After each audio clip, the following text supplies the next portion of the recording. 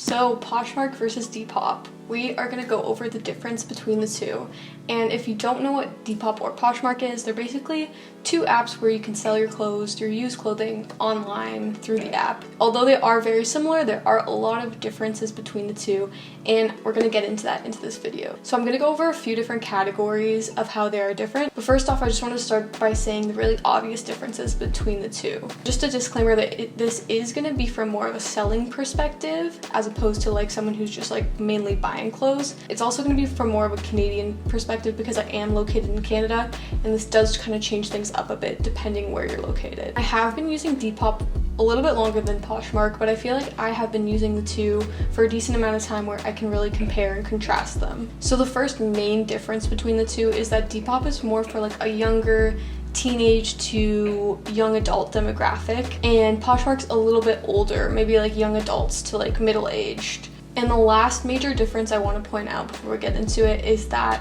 Poshmark is a lot more popular. It has about 10 million downloads on the Google Play Store, and Depop only has 1 million. So right off the bat there, if you are going to start up a Poshmark, you are going to have a little bit of an advantage because there are more people just on that app in general. I have about 7 different categories I'm going to get into to compare the differences between the two apps. I'll just put it up on the screen right now, but we're just going to go through all of them and see what the differences are. So the first thing I want to get into is the layout of each of the apps. They are kind of set up a little similar. Depop is really similar to Instagram's layout, which makes it really easy if you already have Instagram, obviously. Now, I really like the simplicity of how on the bottom screen you have your home, you have your explore page, you have your posting page, and you have messages, and then you have your profile, and it's all right there at the bottom for you. The home page is really clean. It just shows you who you're following and what they've posted recently. Like I said, it's just like Instagram. It just shows you one post at a time, which I really like. So next is the explore page. This is where you can search. It just has like a normal search engine like any other app, but it also has 2 separate things. The made for you section, which is kind of like curated based on your likes, which I really like. I feel like it like kind of nails your style. And then it also has a things we love. So this is kind of like the pages that Depop is promoting and like stuff that has more like of a professional look. Now if we go to Poshmark, it has a really similar layout. It has your feed, your shop, your sell, your news, and then your profile, pretty much exactly like Depop. But if you go to each of those sections, they are a little bit different. For example, on your feed/homepage, it shows people who you're following, what they're posting, but also what they're sharing. And it also has like personalized suggestions from Poshmark on other things you can follow. So it's a little busier and a little more confusing than Depop's, where it's just like straightforward what people are posting in chronological order. So I personally don't really love Poshmark's homepage. It just is like kind of overwhelming, and I'm not a big fan of it. Next is the shop/search page, which is pretty similar to Depop's as well. It kind of has like suggestions for you. It's a little bit overwhelming, kind of like the homepage, but the search engine is pretty good, and it kind of categorizes it into different sections. Under news, it just has notifications of like if people have liked your stuff or commented and all that basic stuff. And then you can go to your profile, which is like a little bit hidden because you have to click on your account, and then you have to find my closet and you can pull up your profile just like Depop. So overall, I feel like I like Depop's layout better just because it's so much more simple and like clean looking. Poshmark does have like a little bit of extra stuff which can be helpful, but just like to me it just feels kind of overwhelming, and maybe this is more useful for a buyer, but I don't know, as a seller I like Depop's layout a lot better. So the next category that we're going to get into is posting on each app. With Depop, it's pretty straightforward. You're just going to click on the little camera icon at the bottom. You have the option to select 4 photos plus an additional video, which I feel like doesn't really get used that much, and I don't know if it's like all that helpful, but the option is there. At the top, you also have the option to save it to the drafts, which obviously is really helpful. And you can also copy one of your previous listings, which I could imagine would be helpful if you're selling kind of similar things. You don't want to like type out everything all over again. And then you just have your standard description of what your item is. You have your location. They have different categories, so like women's wear, tops, that sort of thing. They have how much you want to make shipping. You can do national and international shipping. I'm going to get into shipping a little bit later in this video. And then lastly, you have price. So pretty straightforward and easy to use. The one problem I have with this layout is once you've selected the photos, you can't click on them to view them again, which can be really frustrating when you're trying to like describe the item. Or for me, I really like to include a picture of the tag which says the size on it. So it's like hard to see this tiny little picture and I'm like, oh, is that a small or is that a medium? So that's my one problem with this feature when you're posting. With Poshmark, you just click sell at the bottom and you're gonna go in and select which photos you want to choose. I believe you can select up to 6 photos or something like that. So with Poshmark, you do have the option to select more than 4, which I think is really nice because sometimes 4 just like doesn't do it justice. So once you've selected your photos, there's an option to add a filter, which I think is, they should just remove this feature because a filter is just gonna like make the photo like completely inaccurate with like color and that sort of thing. And I feel like that's just like not necessary or helpful. So then once you click next, you have a similar layout to Depop where you can add more photos if you'd like and put in the details. So it kind of has like a title and then you can put in the description. You have category, quantity, size, brand, color, which is kind of cool. You kind of just like get to select what color it is. And my favorite feature of Poshmark when you're listing an item is you can put the original price and then your price, which is really helpful, especially for like brand name items, because it shows your customers like how much of a discount they're really getting. And the best part is it actually tells you how much exactly you're gonna earn from how much you've listed the item at, which is like super helpful, and you'll know exactly how much you're gonna get from this item. Because unfortunately with Depop, it is really hard to tell how much money you're exactly gonna make in the end of all of the fees and shipping and all of that. I'm gonna get into that a little bit more, but with Poshmark, it is super nice to just like know right away how much you're gonna make.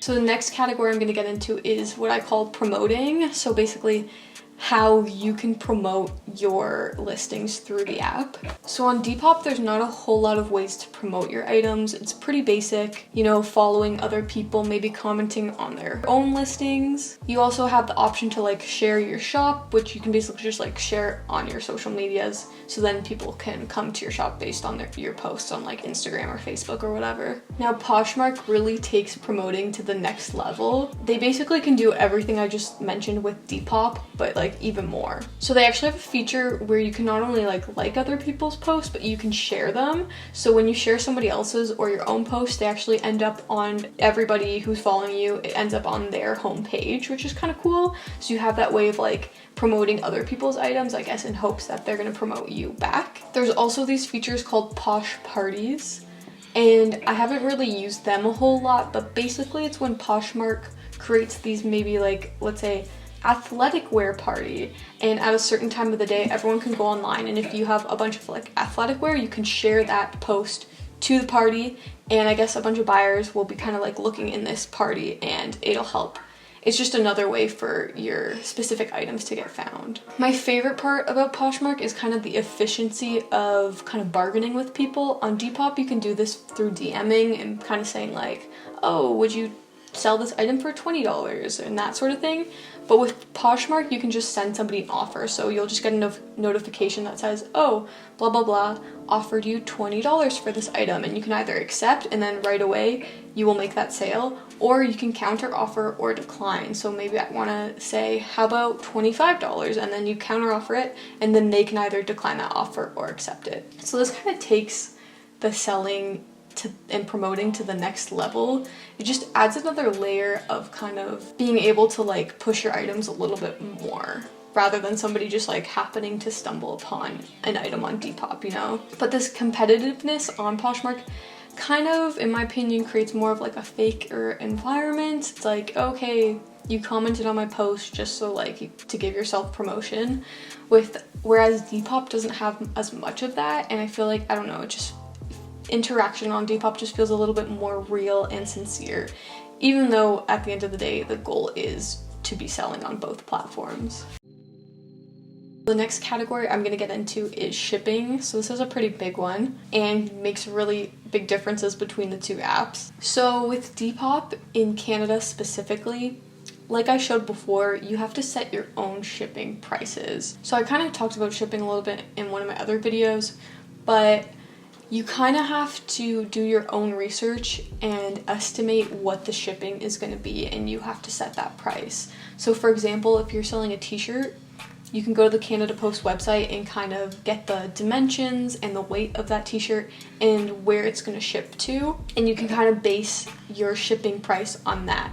The problem is when you're shipping to different provinces in Canada, the shipping cost changes drastically, which makes it really hard to get an accurate shipping price on certain items. And oftentimes you're kind of like losing out on money because you didn't price the shipping high enough. The nice thing with Poshmark is that every item you sell comes with a prepaid shipping label, meaning everything is paid for and taken care of. You don't have to worry about shipping at all. You just slap the label on there and send it off.